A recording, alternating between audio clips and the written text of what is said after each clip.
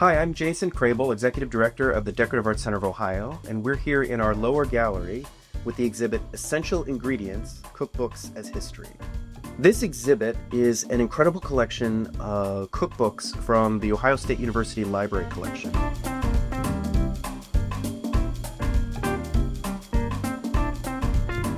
So as an object nerd, I happen to love this piece here. American Cookery, originally published in 1796. This copy, I believe, is 1815.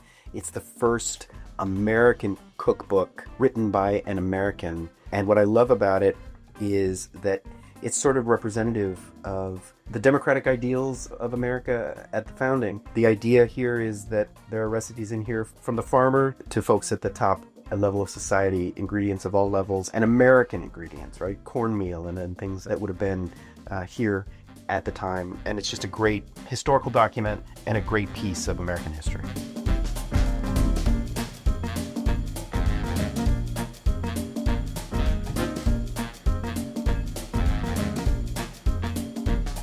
I want to thank Jolie Braun and Elizabeth Hewitt, the curators of this exhibit, and of course the Ohio State University Libraries for sharing this amazing collection with us.